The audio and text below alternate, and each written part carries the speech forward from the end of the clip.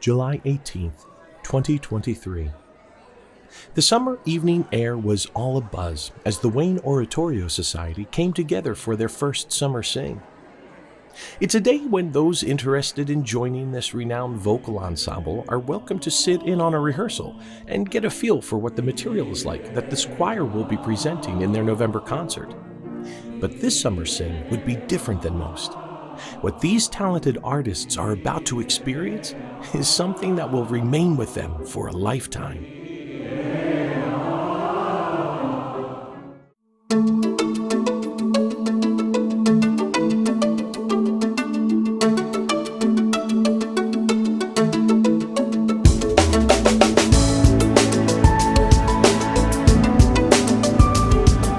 Located in Wayne, Pennsylvania, a suburb just about 20 miles northwest of the city of Philadelphia, the Wayne Oratorio Society is part of the Wayne Presbyterian Church, whose mission is to bring music to its community and beyond.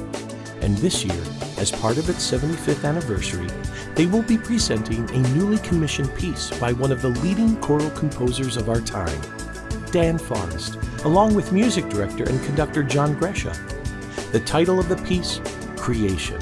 How it went from paper to performance, well, that's what this story is all about. Thank you both for joining me today in this little conversation about creation. John, I'm going to start with you. Can you give us a little background in terms of how the commission started and where it began, and then we'll get to how we ended? Well, I first heard the murmur of a commission when I was the accompanist for the Wayne Oratorio Society. I was the newbie on the block, and someone mentioned the word commission and Dan Forrest. And at that point, I was directing 2 college choirs, and we were huge fans of Dan's music. So when the name came onto the table, I was in extreme fan mode, and kind of my mind was blown that we would have the occasion to work with Dan. And then fast forward just about half a year, my predecessor, Tim Evers, who I believe planted the seed for this commission, along with some members of the Wayne Oratorio Society leadership team, left for another position. So all of a sudden, I was the interim director of the Wayne Oratorio Society, and we were living in the world that was Dan's Jubilate Deo. This was 2 falls ago. So you were already working on one of Dan's pieces. Yes, and this was my first experience working with one of your larger works, Dan. We've done your shorter works as part of a larger college choir concert, that kind of thing, church choir. But this was my first experience, and it was a profound one because not only was it my first time working with a force as large as the Wayne Oratorio Society. At that point, it was about 120 voices strong.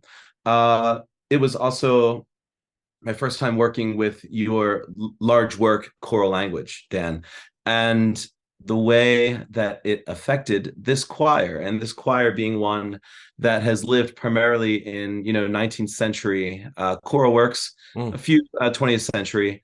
That's kind of their go-to, their bread and butter. This music spoke to them so strongly and energized them so profoundly that it was something to behold. And it was paired with the Fauré Requiem, and typically you would maybe put the contemporary piece first and then follow up with the masterwork, but it became very clear that the Jubilate Deo was where we were getting to in the program. The Fauré became a prelude, which is remarkable in its own right, beautiful in its own right, but and it's the first time in the history, I believe, of the Wayne Oratorio Society, celebrating their 74th year at that point, that there was applause in between each movement. And this is a very refined concert audience. They know not to applaud. It was organic, and it was inspired. Literally after every movement of the Jubilate Deo, there was applause. I have recordings to prove it. And then at that point, I was in that beautiful role that I reached out to you, Dan, and said, hi, I'm this new guy that is directing this choir that you're commissioned to write a large work for, what will become your largest major work. And at that point, it was in a very preliminary state. So I felt just really privileged to be there for that part of it. It literally felt like a Genesis kind of thing. Well, I'm going to interrupt and interject Yeah. here. So then, Dan, at this point, had you already started to work on the commission? I'm actually not positive where I began that process. Somewhere along the way, yeah. I I had think I had reached out in talks. December. Yeah. Okay, yeah. I had had talks with Tim Evers, for a few years leading up to that, and we had thrown around ideas and concepts, and his original ideas weren't something that resonated with me, and mine didn't necessarily resonate with his, and that's totally normal. It's fine. It takes a while to find something that is But just that's the creative process too. That's where yeah, sure. that's the organic part of it. Yeah. So yeah, eventually, I couldn't even tell you where exactly along the way that whole creation oratorio idea emerged. So, John, Dan, I'm going to stick with you for a second if I can. Now that you have the commission, you're asked to come on and write. It is the 75th year, their anniversary year. They want this big piece of work. Where do you start in your creative process? I'm curious if you could talk to us a little bit about that. Yeah, for me, every piece is a little bit different. There's some pieces begin with a little bit of a big picture concept musically, and then I flesh that out with text. Some begin with a tiny little idea musically that gets built into something bigger, and the text has to work. But really, those are the exceptions. And most of the time, I begin with text. I'm really more of a art music composer that sets text rather than like a songwriter that Yep. writes a melody and then finds words for it. But Mm. with a major work like this, it's not just one text. It's in this case, it turned out to be 12 texts, some of which are sung and some of which are spoken. It's a Yeah. lot.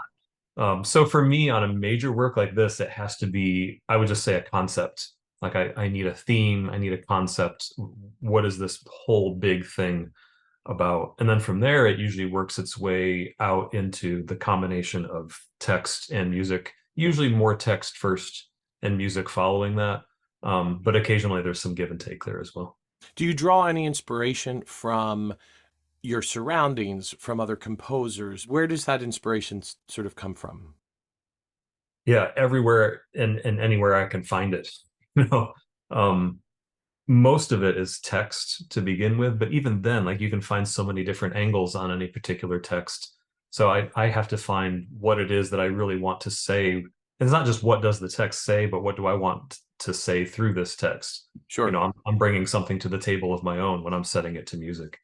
Um, I I think in my best pieces, or at least I'd like to think it's less about me projecting music onto a text and more about me finding music in a text and just Mm. sort of unearthing something that was waiting to be unearthed. It's very much similar, if you ever study with art and sculptures, they always say that the piece is already there. You're just chipping away the outside to uncover it. So it Yeah. sounds very much similar to that.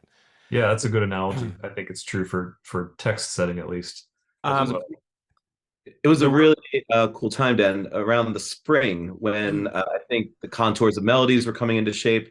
I remember specifically once you were in Central Park, and I think you were in a beautiful setting, but eyeing the skyline, and that was influencing maybe the angles of your melody or just the oh, way you're pulling in from architecture and pulling in from nature and having that influence. And I'm a songwriter and I've written just a small amount of choral, but I always get hung up on how do you make a choice? There's an infinite number of possibilities, like credit card numbers, if you will. How do you make a definitive choice and know that that is the way it should sound? And you refer to it as allowing it to settle. You nurture what you've created, and you're letting it settle. And then I think you said you definitively know that it is settled. It is correct at a certain point, and that's fascinating to me.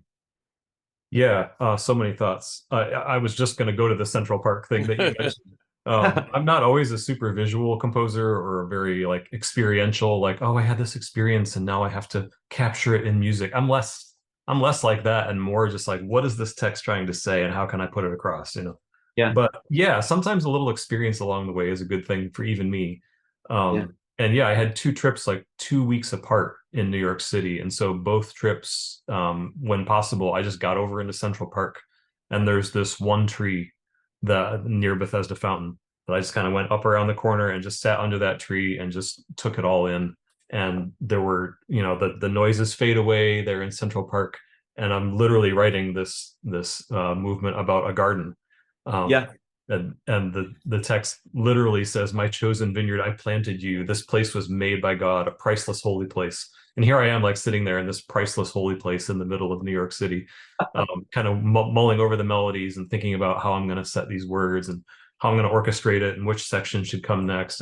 Yeah. And the cherry trees are blooming around me, and there's, it's spring, and there's birds chasing each other, and blue skyline, and Yeah. it was a big cherry tree that I was under, and the blossoms are literally falling down around me. Oh my It was God, just that's this so wonderful, amazing moment. I think that's wonderful, and it shows how you then are connected so closely to the writing, and why, and honestly, why listening to it, it is so profound in the sound. It just, you can't help but just be in awe of the work that you're doing. Yeah, that's John, that's the right word, is yeah, awe. I mean, if I'm yeah, going to write a piece about this creation, I want people to just like kind of be pushed back in their seats a bit, like, what, like, this is something transcendent. This is something greater than me. it, I want it, them to feel that way too. If I can go back and just answer what John was getting at earlier yeah, about like a piece has to settle and it has to feel just right, I think that plays into what you're talking about there too. Um, I think a piece settles and does what it's supposed to do when I, as a composer, listen to it and I don't get any more little red flags of like, oh, is that really where that line wanted to go? Oh, is that really the color that should happen there? Oh, is that really the pacing that should, and I'm probably my own worst critic, and I overthink everything to a fault. So if I can get through a movement like that and not have any more of those little like, oh, is this really, oh, what about, those little yeah, yeah. what if or what if regret moments. Yeah. If I can get through, then I feel like the piece is doing what it's supposed to do. And I think that's really similar to folk music. Folk music, even though it's not as prevalent in our culture anymore, there's not really an authoritative score. There's not an urtext that we say like, oh, this is the exact way you're supposed to sing "My Bonnie Lies Over the Ocean" or whatever song. It's just a set of notes, pitches, contour, words that just sort of settle in and feel right when passed down through generations of people singing them.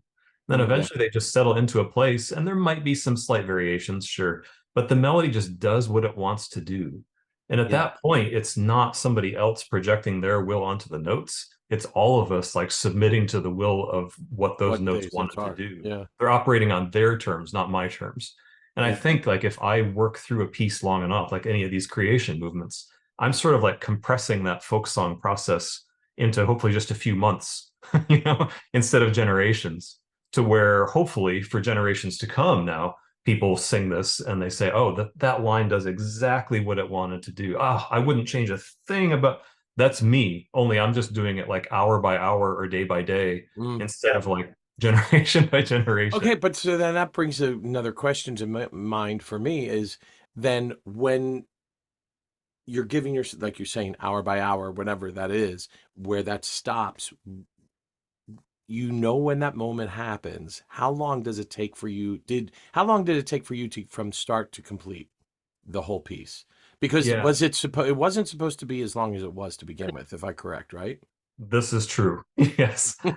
My running line for this is it took God 6 days and it took, I got it done in 72 minutes. So like, yeah, it took, I mean, it's still not even done. It was well over a year of from initial concept and just thinking big picture ideas and gathering all the possible texts and musical inspirations and things to having it premiered. And then it was another 2 months after the premiere to edit and get everything to where I felt like nothing could possibly be better about the choral score and about the full orchestra. We're having this interview January 2nd, and I sent it to the printer yesterday. Wow. The full score, which was premiered on November 3rd or 4th, whatever that was. Yeah, it took that long for me to feel like, okay, nothing can be better. Now I need to do like the medium-sized version with organ, and then the small version that's organ and just solo instruments. So I'll still at it for another several weeks, getting all the possibilities out there. Sure. And then I'll collect errors that people find in the full score. It's 300 pages. There's going to be stuff that we missed somewhere, you know. And then the second printing will be improved from there. It just kind of keeps going. Well, then, John, now getting back to you, sir. Let's take us to when you receive that email with the first draft or the piece itself before the rehearsal started in July. What was that like for you? Oh my God, that was beyond surreal. And I felt like I was in a very rarefied state of existence in that moment, Dan. I think you deposited that in my inbox on a Monday, and the first summer sing was the following Tuesday night.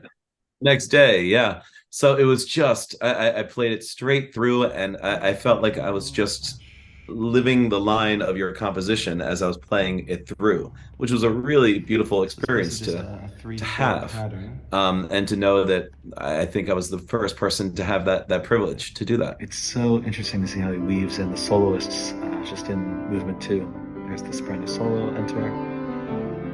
Yeah, just those soaring down Forrest lines. It's just present. It's amazing when he's so consistent with it himself. I'm in love already.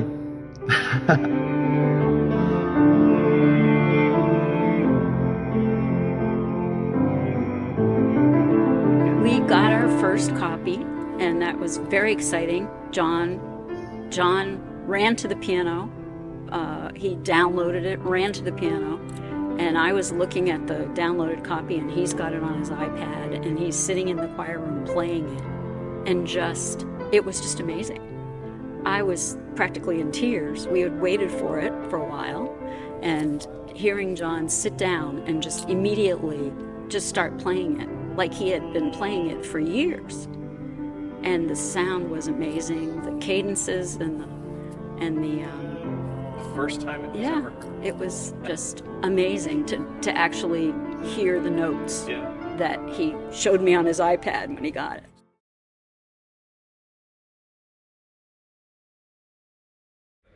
So we hear the handbells.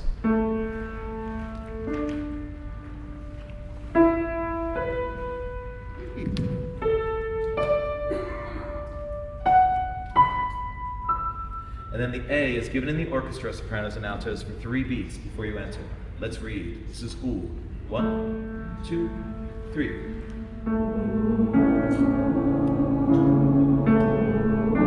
Stagger breathe where you need, but interconnect. Opening and closing to the F sharp. Tenors and basses, here's your entrance. 2, 3, 4.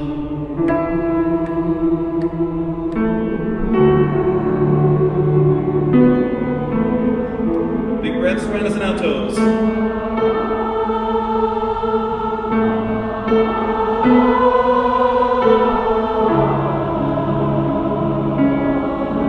Excellent reading. Sopranos and altos, bring us forward.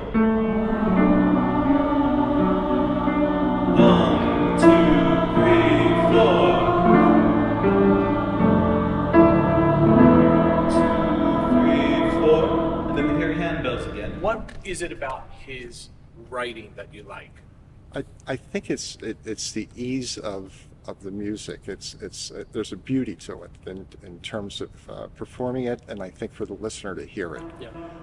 It's something you'd not heard before. Talking to one of the other choir members, it's not really classical. I don't think you could really say it's that. He's got his own style of music that he's created. Contemporary type of I think so.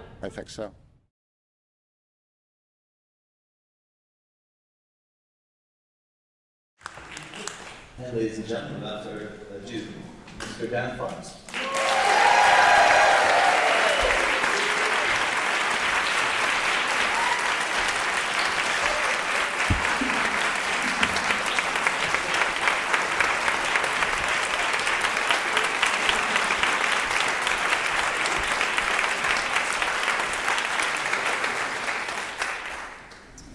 Y'all are very kind.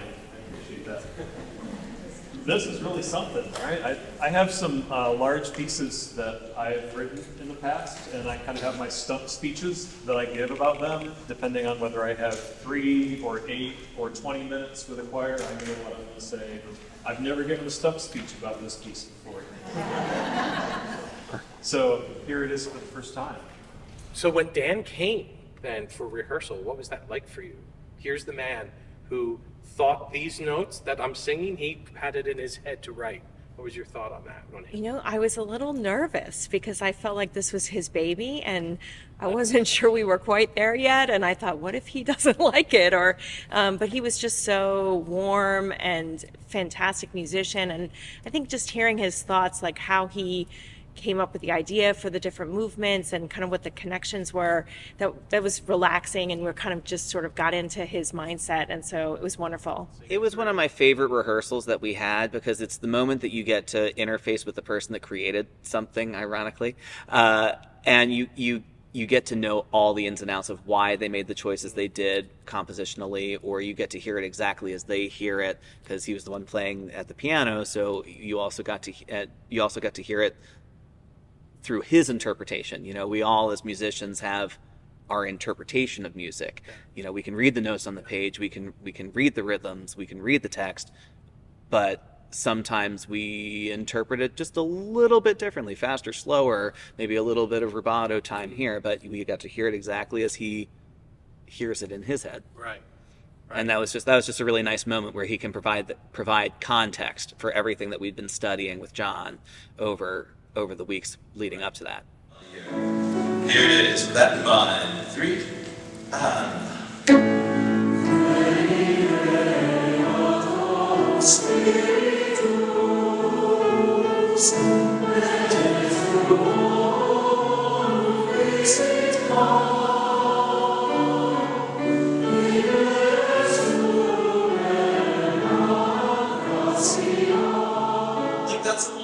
Dan, go back to the film score connection. I often describe your music as cinematic to the choir, and for a lot of people of the current generation, their exposure to symphonic, to larger form music, is film score. You know, it's not like the '50s when it was, you know, laced into cartoons, and you're hearing Rossini and everything, and that was your exposure, you know, via Bernstein or something. But you know, it's a language of symphonic writing that feels familiar and feels like home, and that they want to apply themselves to singing that and participating in it. It's a really brilliant pairing, in my opinion, to have your choral language meld those worlds. And I'm not sure if that's a conscious thing or if that's something that just happens based on your influences. But you know, I really do believe that it's one of many things that allows your music to speak so profoundly to people of this generation and to people that have grown up with classical music and film score and all of that. It just marries all of these worlds. You know, there's so much contemporary music that does not speak to a certain age range of people, and your music, I've seen it in practice, speaks to the entire range of ages and backgrounds. It's just a profound thing. Yeah, that's not something I can really manufacture. You know, I mean, something I strive for. Yeah. A lot of times you just put the music out and then it does what it wants to do. I'm more at its mercy than it being at my mercy. But if it comes together that way, I'm just really, really thankful. I'd like to operate at the place where kind of a common population, people who aren't, you know, like don't have degrees in music, where their interest lies, and yet where that overlaps with the kind of craftsmanship that that is recognizable and desirable as an example for composers to follow, or for musicians to really sink their teeth into and appreciate and hold up as a model. So if I can like craft well and appeal well at the same time, then I'm really glad. I don't always succeed, but I'm really glad if this one does. Absolutely hitting that mark.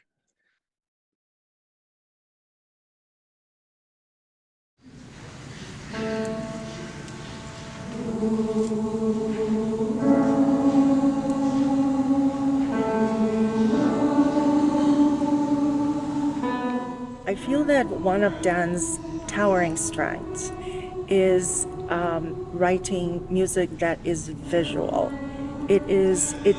Those are musical paintings that he writes. And so, and I am a very visual person. I write, so I love to write by painting with words. So the pieces the sections I identified with the most were the garden,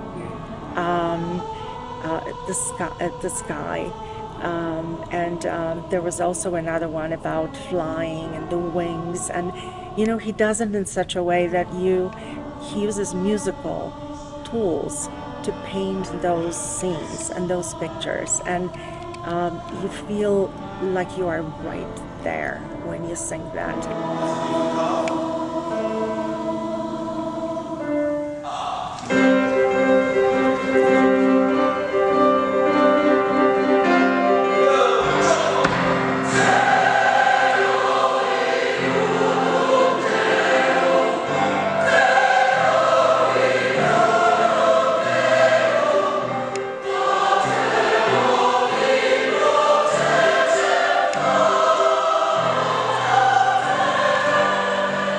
We do.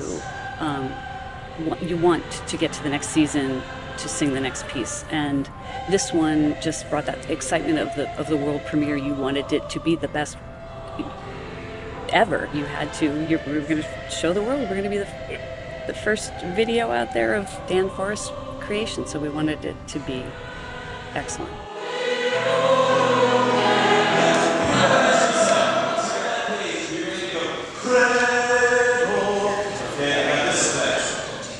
Was there a section of this piece that was challenging for you as a vocalist? I'm trying to think. I can't think of one. I thought you were going to say, was there a piece that you liked best? Well, there's that too. And I love listening to Wings with Melanie's voice. We have a super soloist. Wonderful. At one point, Dan said, do you think you could have gotten any better soloists for this? Sarcastically, because Mark and Melanie were just absolutely amazing. And their voices fit so well. But as far as a piece that was more difficult, I think not having anything to listen to at all was difficult. Yeah. Because usually, like now, I'm playing the pieces we're going to be doing in April, and it's a way it gets into my head, and then it's so much easier to sing. So reading it off the page, John made it very easy. I just liked it all. You're the liked it ensemble all. that people are going to be listening to. Yes, that is true.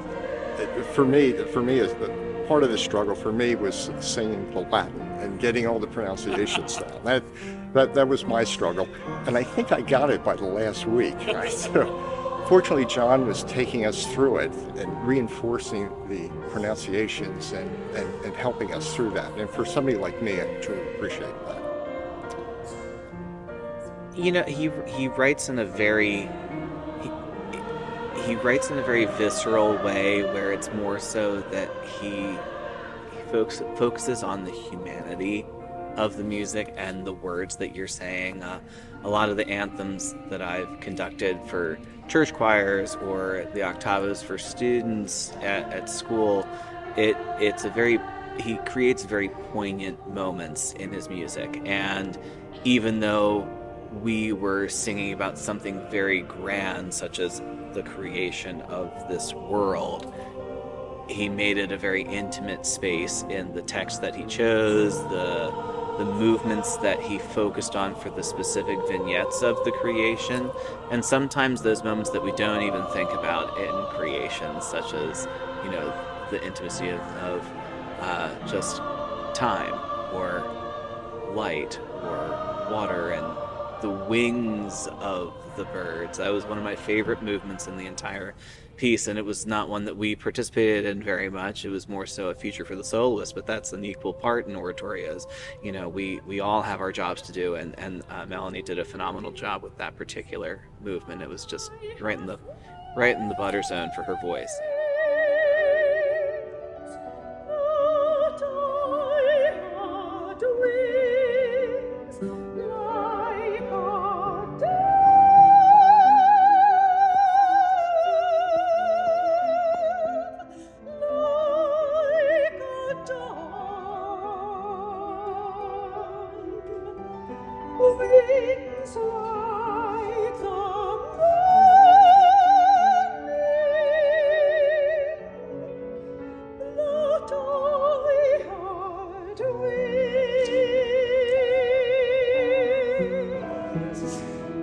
now you had the other task of then orchestrating everything.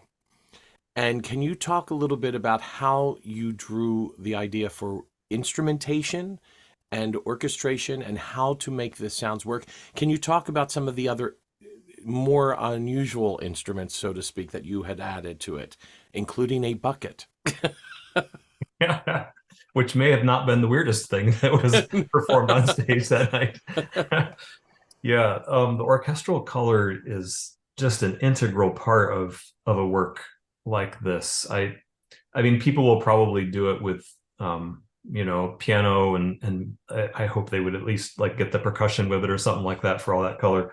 But it really is conceived as a symphonic work, not so much as just a piano and choir piece with some optional orchestral color or instrumental timbre. It's designed to be all of that. So I'm really thinking that way from the outset. So even as I'm sketching choral parts to send to John, in the middle of summer for his summer sings, I'm already thinking in terms of how I want to score this and what the bigger picture is going to sound like. Some of the difficulty, one of the many difficulties, is when it's just kind of the pacing of orchestral color. If you're not careful and you don't step back and look at the bigger picture of your work frequently, you end up, oh, whoops, I just used like a clarinet solo in 3 movements in a row, and then they don't play for 4 movements. So there's these local constraints about what needs to happen in this section or in this movement. But then there's these macro constraints of, oh, I can't overdo this, and oh, I just had that. And so I've done this enough to know that sooner or later I'm going to think I have it all set, and then I'm going to discover some problem. That's just part of the process. I know that's going to happen, and I'm going to have to step back. I'm going to have to put things on the chopping block that I thought were a good idea here because there's still a better idea here and here, and they can't be 3, that kind of thing. So there's a lot of micro and macro. In this piece in particular, I really tried to score it more like a film score. And in film scoring, there's so much potential because you're just layering tracks on, or you have just these massive orchestral ensembles that can do anything you ask of them. So I'm trying to tip that way in this scoring, even more than any of my other major works, but without putting it out of reach. So part of that gives rise to some of the orchestral color that you alluded to, the percussion section especially. In some senses, this is almost like a percussion concerto with choral accompaniment. There's so much going on. I don't really mean that, but the percussionists are very busy. There's 3 of them, not just 1 or 2, and it's a challenging part. It's not for the faint of heart. And yeah, there's instruments in there that you didn't expect to hear. There's cowbell, and then there's a place where there's I wanted the feel of street percussion, and so there's a 5-gallon pail or an inverted plastic trash can, whatever you have handy, that you play with drumsticks, and it's just one of many drums that are being played in there. There's the water phone gets people's attention from the very outset. They have this kind of a flask sort of thing with water in the bottom that moves around, and then these rods that stick up around it, and you can strike it or bow it or do all these weird things. And that from the very beginning, that sound is present while the handbells are doing their singing bell thing, and you just feel like you're opening a door into another world. There's just like, whoa, we're entering space that we're not familiar with. We're going someplace different within the first 10 seconds. So immediately, I'm just using that color to try to take you someplace and help you envision being in a space that you haven't been in before.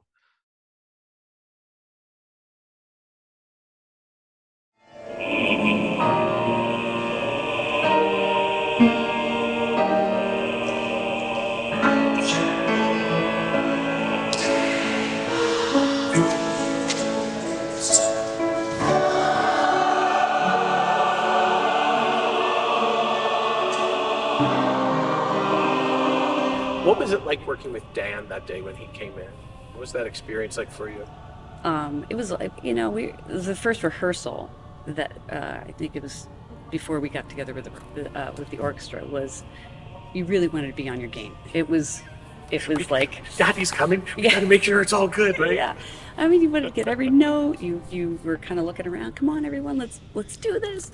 So it was a little nerve-wracking at first, but he sat behind the piano. I thought maybe he was taking things in, and we were just doing our best, and taking things in and noting what he wanted to change because he was still. That was actually the rehearsal back in October that he. Did you stopped in. find that to be a little concerned? Well, not concerned, it's not the word I should say, but oh boy, we got rewrites. Now what? Was that daunting for you, or? I think John Grecia is really good at just keeping us sort of calm and like we can do this. Here are a couple new things that Dan brought us, and we're gonna go with it. Right. And we just all okay, here we go.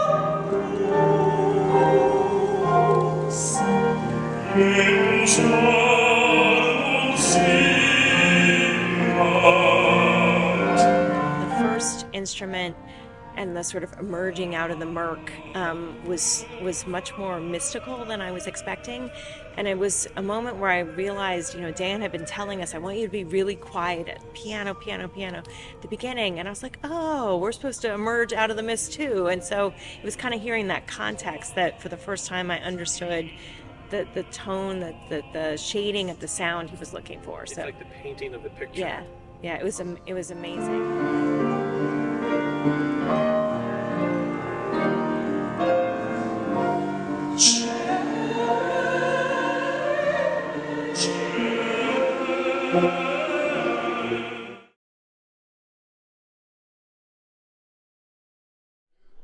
How are you feeling about that first run? So partway through, I had to stop singing because I was tearing up and was so moved. What this is a shout against the darkness. This is creation in all of its celebration. It's an honor to sing this, and I barely made it through. It's so emotional and fabulous. All right, ladies, you just finished your first run. How did it feel? Feeling pretty good. If I had clapped correctly, that would have helped. It's the little thing. I think it went well. Yeah. Well, What was the experience like for you all having the first time hearing the orchestra? that was hard, I think, because I think it helped to know where our cues are in the notes. Yeah, that part Definitely helped, but helped, the loudness of it, I have to really focus to make sure I'm hearing my right note. Okay, so there's a whole nother technical aspect to everything, right? Yes. Yeah. What about the organic sound of how it's coming together, telling the story with his orchestrations and your vocals? I think it feels it's coming together. Yeah, I think it's going to be an emotional experience for the audience. I think you're right. What do you think? How was your first run? I think it was great. It's going to be a good night. It is going to be a great night. Yeah, it was a big sound, a lot of different sounds I wasn't expecting. Okay, so talk. Like what? Like the weird violin sound. I thought it was wrong. Like, wait a minute, it's like it's supposed to be mysterious, like Browns. So you're starting to hear how his orchestration is blending with what the story you're telling. Absolutely. Right, Yeah. right. Like the first sound. Neat. Yeah. So I just wanted to see what Okay. your thoughts were. Your first run through with the full orchestra, hearing the arrangements. What are your thoughts? It was a little daunting, not knowing what to expect, expecting a few themes here and there that weren't quite as prominent as when you're hearing it in the piano reduction. Right. So that was a little frightening. How about you?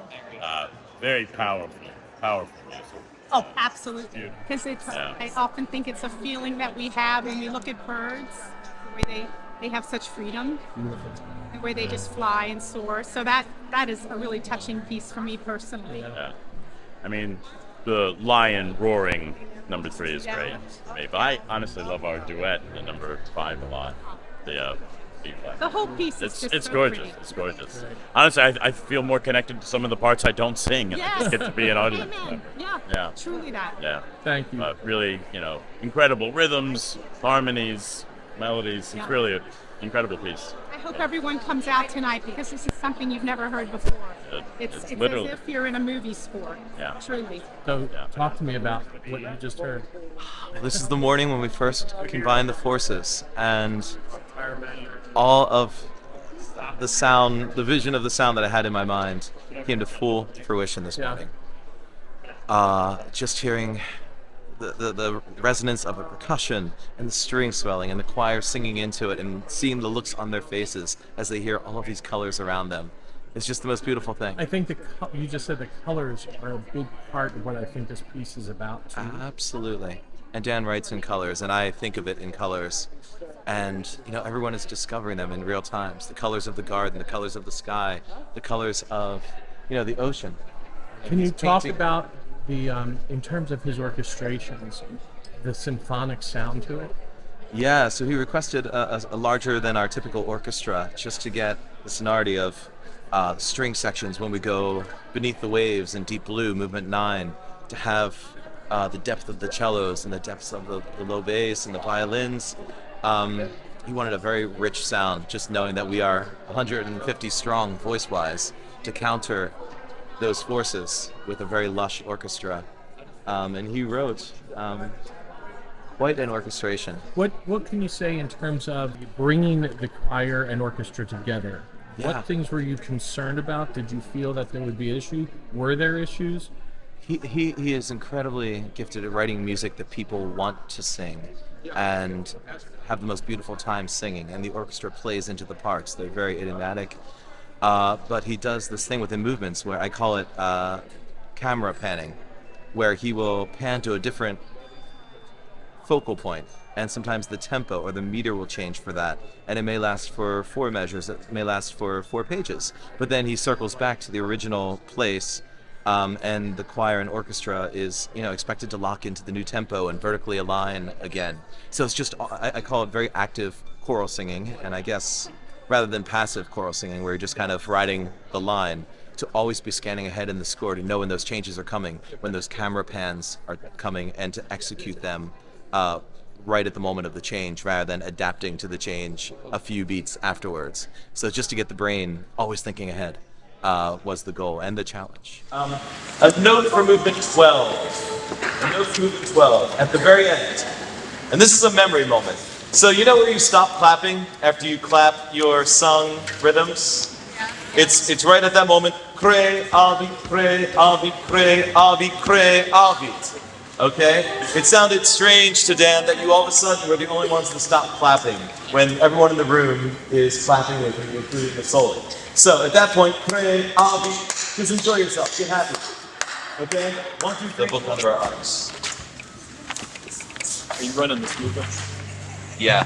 I think it was too fast at the beginning. Okay. It doesn't give the low strings enough time to dig into the strings. They're just Okay. flying over.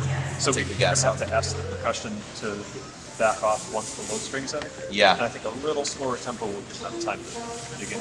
Okay, so orchestra, we're going to notch the tempo down a few clicks at the beginning. So percussion that will apply to us. And then when the low strings come in, let's take your dynamic overall down a notch. So the highlight goes over to here and they can dig in and be heard. Okay, talk to me about how you felt rehearsal went today. What was it like going with the orchestra? It was amazing. It was so wonderful to see John interacting with Dan and both of them smiling, and the choir was just elated and paying really good attention, which we like. It was For you. beautiful. Yeah. We were just discussing how we all had spiritual experiences this morning. It really was. Yes, it was very much. It touches the soul, didn't Yes, it? it does. It was beautiful. Well, you all sounded wonderful. Okay, tonight is the big premiere. How are you both feeling? Oh boy, excited. Excited and nervous. Really great. How do you feel about rehearsal today? Oh, fantastic. fantastic. So glad for John. Yeah. And how did you feel tonight's going to be? Are you excited? Are you looking forward to this? Very excited. You got 2 chances. Tonight and tomorrow.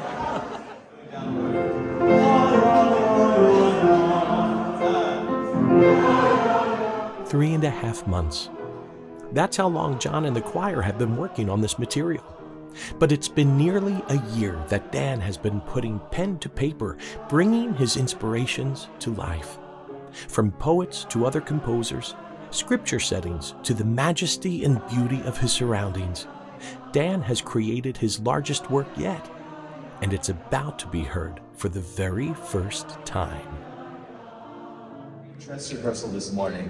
All of the energy, all of the feels were in the room, and that's really special to have at that point. That means tonight we take it from here and we bring it to here. Did you see the sky coming in tonight? One would think of creation. It felt very in alignment with how we're spending our evening together. There is a palpable energy in the sanctuary right now. People started gathering just a little after 6 o'clock to get their seats. That never happens that early. I have colleagues out there, there are friends of friends, and just I feel like everybody brought their mother, their neighbors, their friends, colleagues, everything. Dan Forrest's publishing company, Beck & Horst Press, 5 members from that company flew up from North Carolina to attend this premiere tonight. Warren Cook is also here. Warren Cook is the director of the River Tree Singers, who we admired their beautiful video of Jubilate Deo last season. He also attended our rehearsal this morning to gather his own notes as he brings it to Lincoln Center in April. He was adoring of you, loved our performance, and he's so grateful to be here all day today. Dan's family flew up today also as well, so they are here tonight. They're flying out tomorrow morning, so he's going to be a man alone tomorrow. But he has all of us as his best friends now, so that's going to be wonderful. But yes, there is a really amazing energy out there for this world premiere, and there was buzz about it all week on social media. It's been in the local publications in the area, both digital and old school paper. And I mentioned this last night to Dan, you know, and I do this with my kids, you know, you want to make sure that you're taking snapshots of the amazing things that are occurring, but life just rolls by so quickly. We have been so in this process for many of us since July, speeding by all the inserts, all the updates, learning this section, learning that section. But then just the ability to take a snapshot of a moment and zoom out that layer and realize just how incredibly extraordinary this experience is for us. It's a rarefied existence that we've been living. This is a first for the Wayne Oratorio Society in 75 years to bring a world premiere into the light, and one that we know that's not going to just end up on a bookshelf somewhere. This piece is going to grow wings. We can already see that happening. It already has premieres scheduled across the world. But we have the high privilege and the honor of being the first people to perform it, to put voice to it, instrumentalist, to put instrument to it. It's such a profound thing, and I'm so grateful that we are the traveling companions that we've been in this process. All of the new members that joined for this project, so many of you continuing through Messiah. That's going to be a pivot next Tuesday. We're singing Before an Innocent Child is Born. All I know is there's going to be no revisions on that.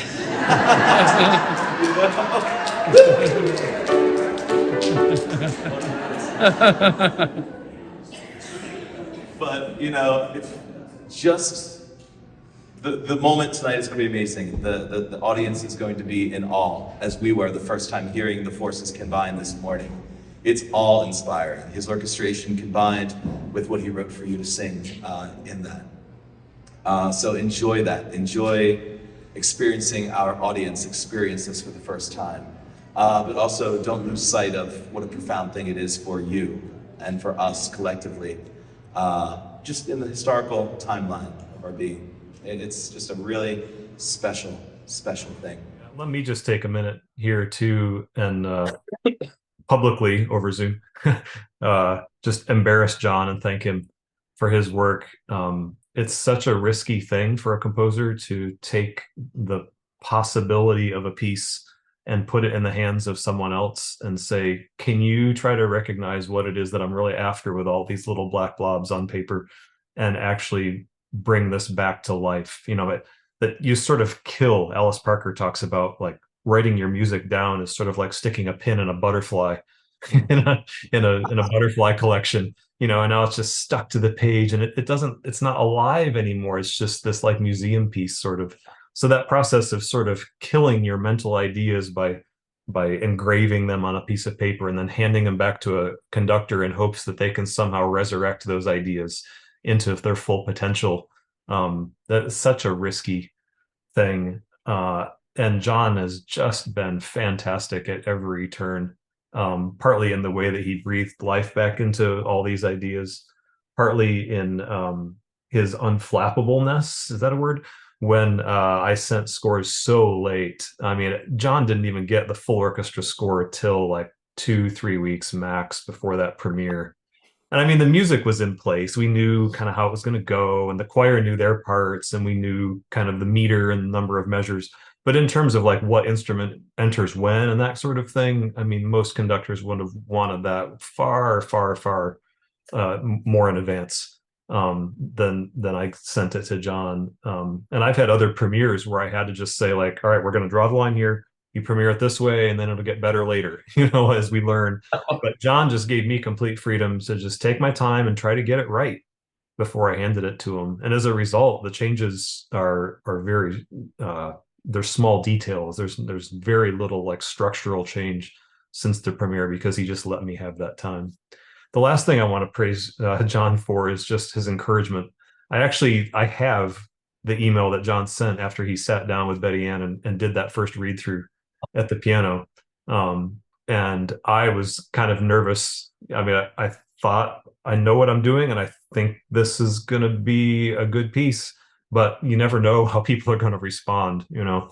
And I'll just embarrass John by reading excerpts from the email that he sent me, but this was just so profoundly encouraging for a composer, and it's kind of exemplary for what conductors can do for composers when they in terms of encouraging them and helping them keep on. Dan, thank you so much for sending the choral score yesterday morning and following it up with text and program notes.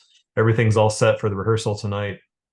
I'm not sure I can accurately describe how surreal it was for me to receive your PDF, sit down with my iPad for the first time at the piano at Wayne Pres. Privileged, honored, and surreal disbelief are a few words that come to mind. A few months ago, you gave me a conceptual listing of movements and how you envisioned them taking shape.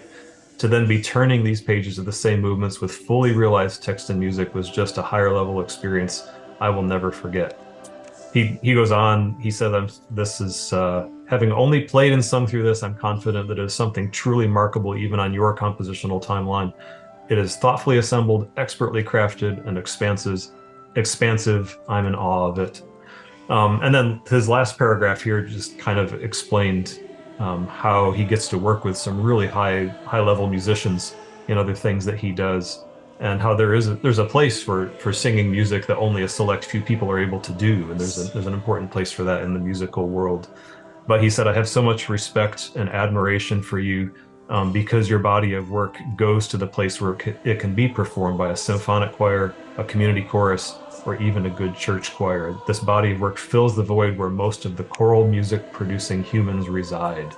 You connected the historical line from where choral music stopped being written for a mass of people to sing and experience, and find the line to something greater and more divine than just the day-to-day. He goes on, and I've kind of memorized every word he said, but it was so deeply encouraging to hear all that at that really vulnerable moment when I had just put all these notes out there, biggest thing I'd ever written, wondering if it was going to connect. So for him, especially from the level of work that he does with some really world-class choirs, for him to be like, what you're doing is super important, and to affirm it that much.